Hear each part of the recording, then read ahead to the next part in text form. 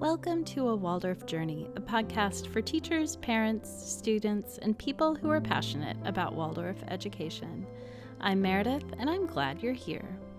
I spent nearly 20 years in the Waldorf classroom, and I learned a thing or two about teaching in all those years, and some of those lessons were not easy. Through it all, though, I've come to the conclusion that there's nothing better than Waldorf for nurturing thoughtful human beings who love to learn. You can find show notes for this episode, along with a lot more useful content on my website, awaldorfjourney.com. While you're there, sign up for the newsletter to receive updates about new content on the blog and the podcast. You can also follow me on Facebook and Instagram as A Waldorf Journey. Now let's get started.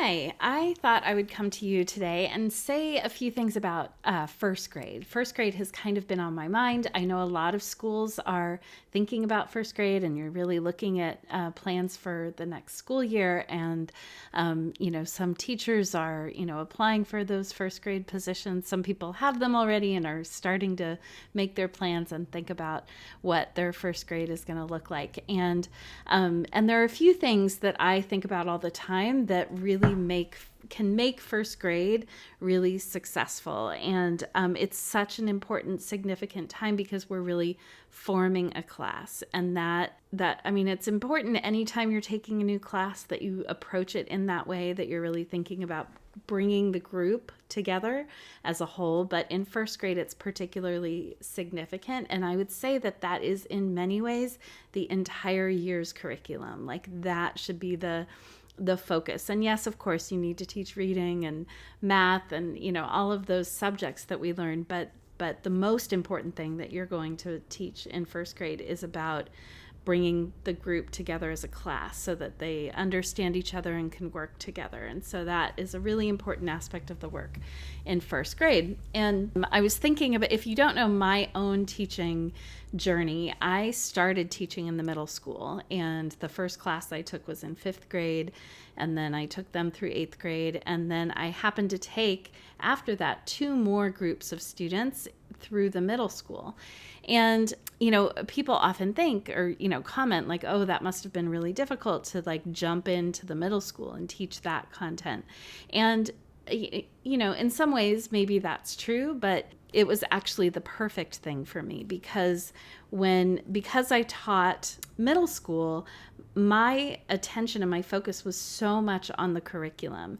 And I really, through those first few years of teaching in the middle school, I put such a strong emphasis on the curriculum and on the content that I was teaching that I didn't, and I felt like, and I was also just really in awe of the curriculum itself and really just learning new things all the time myself and really just being fascinated by the curriculum. And that was wonderful. It was a really great experience, and I loved doing that. But the lesson that I sort of took away from that, or that I was building in that time, was this idea that if I felt like I needed to get the attention of my students, if my students were needing something, if I could feel like maybe there was something not going right, or that, something more was needed, I always looked to the curriculum, and I would, think, oh, my lesson isn't imaginative enough, or it's not inspiring enough, and that's what I need to do. I need to just always dive into looking for that most inspiring moment, like the most captivating lesson, and just this idea that I needed to plan lessons so that they couldn't help but be fascinated and interested in them. And what that meant then was that I spent hours and hours and hours working on lesson planning, sacrificing sleep, sacrificing family time, all of this because I felt like any problem I was experiencing in the classroom needed to be resolved with more planning and more lesson and more interesting content. And there was a whole aspect of the curriculum and of our way of working with students that I was completely underselling and that I wasn't really considering enough. And though it's true in the middle school, we do rely more on the content to captivate our students than we might in the lower grades, it is still really important that we consider rhythm and repetition and structure as tools that we use to teach throughout the grades.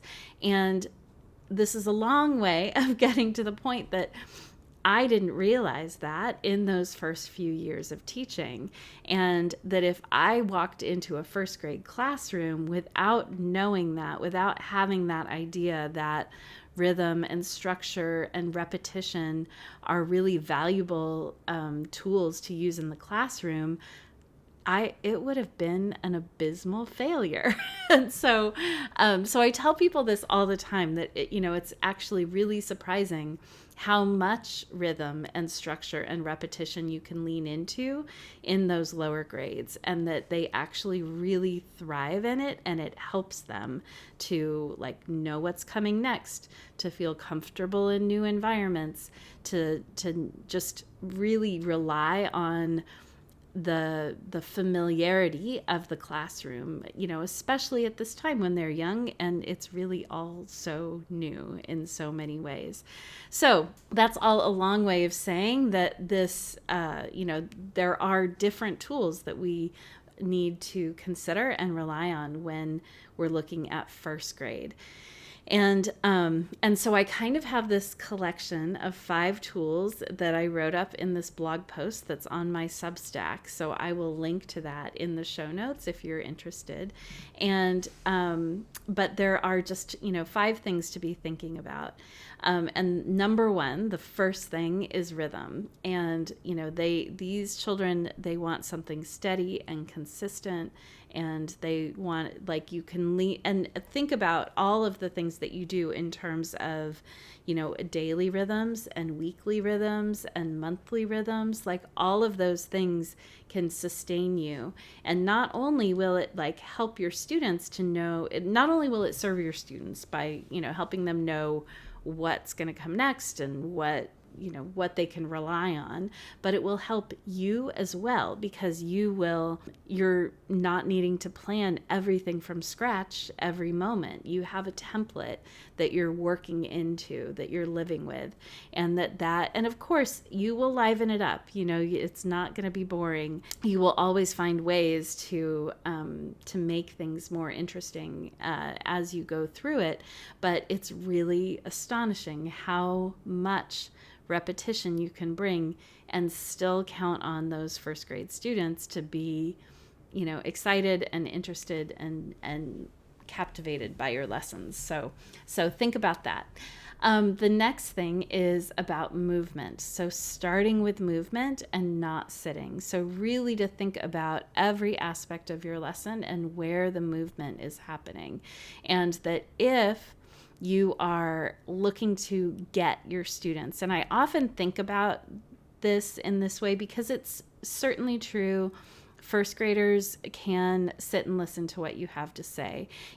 We can ask them to have the discipline to do some of these things. We certainly can do that. But the question is, when you're really needing to get them, when you just want to know that you've got them in your pocket and they are with you, what you need to lean into their way of working, and what is the way that is going to serve them the most, that is where they already are. And for this child at this age, it's really about movement. And it's very much like how in early childhood, the physical is precedes everything. And so if you want, a child to, the classic example I always think about is holding your hand across the street. So you could, talk to a young child and say, well, here are the reasons why you need to hold my hand, when crossing the street, and you could list off all the sensible reasons, and these, that maybe bring cause and effect, and all of those, and try to reason with them. And those, some children maybe will get it and understand from that perspective. But they're really not in their cause and effect period of, child development until 12 years old. And at that point, then if you really want to get them, you're going to talk to them about cause and effect. If you don't do this, this is what's going to happen. But that's at age 12. These young kids, 6 and 7-year-olds, they are still in their physical. And so if you want a child to hold your hand when you're crossing the street, a 6 or a 7-year-old, you reach down and you take their hand. And it really is just a, physical, like you just lead with the physical. So, all right. So then next is modeling everything. So this is the third suggestion or third tool that you might use. So we often assume that children know how to do things when they don't. And, it's a lot of things that we just think are like normal things that everybody should know, but they don't. They don't necessarily know it. And so then what happens is if a child does something wrong that isn't the, way we would expect them to, hand out pencils or, put away their scissors or whatever it might be. If they do it wrong, then they, quote, get in trouble for it, when it really is not something that we've explained to them how to do at all anyway.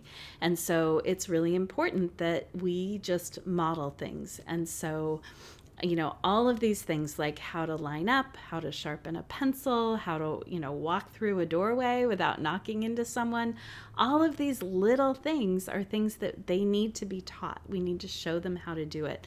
And then if they make a mistake, we need to show them how to do it again. And it feels a little silly maybe to go overboard on, doing all of this showing and explaining and everything else. But it's exactly what they need. It's really important that we do it. And, and they really want to know that they're doing things the right way. They're looking for this kind of direction. So it's not too much to give it to them in that way. And I really like the way that Responsive Classroom works. That's it's a set of approaches or a way of working. And I really like how they outline this approach to modeling, and they call it interactive modeling. And so there's a whole structure about how you might go through it. And I've found it incredibly helpful and useful to do. And just, you follow the steps and it's really effective. So that's that. And then practice listening in little doses. Now I have found that young children, first graders, are able to listen pretty well when we're approaching things with imagination. And when we're telling a good, rich, imaginative story, they will sit and listen for a good long time because they're just lost in the story. When we lose the imagination and we're, giving instructions, or we're getting very, more detailed and lectury and factual in the things that we're saying to them, we're going to lose them. So we want to think about that as we're teaching. So to rely less on just their listening and more providing, when we do need them to listen, then we want to give them, when we do need them to listen, we need to approach it with imagination.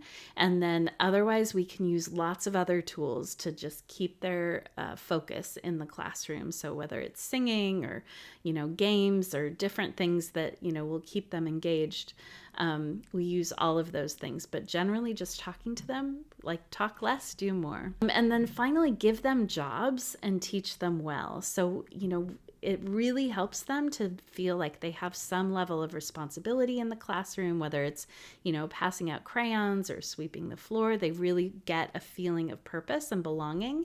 And it helps them to just have these regular tasks that they take care of. We're starting at this very young age to teach them how to take responsibility for their education. So at this moment, those tasks are going to be mostly focused around the functioning of the entire classroom. That's the most effective way, I would say. rather than individual tasks. But then that's going to transform so that by the time they're in 8th grade, the responsibility that they're taking is like for their own learning and their own individual work. And so that it transforms, but it starts with this like daily functioning of the classroom and giving the students responsibility for that. If you as a teacher feel like you are carrying the functioning of the classroom and that feels like a burden to you, then my strong recommendation is to look for ways to turn the responsibility over to your students. It really serves them and it serves you as well. When they're in 1st grade, you are holding the responsibility for the functioning of the classroom, but giving them jobs to do and finding those rhythms. Of course, all of those tasks fit into a structure and a rhythm, and that's what's going to make sure that they get done. But this is really an excellent way for them to, like I said, start taking responsibility for their own learning. And anyway, those are kind of the tips that I have, or the 5 maybe tools that you're going to use in teaching 1st grade. And it's 1st grade is just such a joy and such a pleasure. And if you really think about it in terms of like, just remember all the time that you are creating a community of learners that are coming together. And that if you can do that well, if you can build it so that they are understanding of one another, not just the children, but the parents understand other children, not just their own, and then the parents, connect with each other. If you can create that kind of a cohesive community that is really dedicated to supporting these children and their growth, like, what a dream. Everybody wants to be a part of that. Every parent, every child wants to be a part of an intentional community of learners in that way. And it serves them, and it certainly serves you as the teacher. So I really encourage you to just think carefully about all of those little practices that are going to help build and create that community and help everyone come together in that way. So that's what I have to say today. Thank you so much for being with me. Like I said, I will link to my Substack in the show notes, and you can also check me out, of course, at awaldorfjourney.com, where I've got curriculum materials for, throughout the grades. We're on spring break right now, so I've been doing quite a bit of work and putting together some of those curriculum materials that I just haven't been able to pull together yet. And so I have now a Greek mythology for 5th grade, Greek history for 5th grade, 6th grade business math, and I'm working on my 6th grade Rome right now. So all of those things are on the website at awaldorfjourney.com. And I'm also looking at really thinking about this summer and how I can support teachers in preparing for the new year. And I have this course that I've offered at various times called The Practical Art of the Waldorf Classroom. And I think I'm looking at refreshing that and bringing it back. And I'd love to work with teachers on that. And I'm also putting together my summer mentoring schedule. So if that is something that you're interested in, you can reach out to me about that too. And you can email me at meredith@awaldorfjourney.com. So thanks so much for being with me today, and have a great day.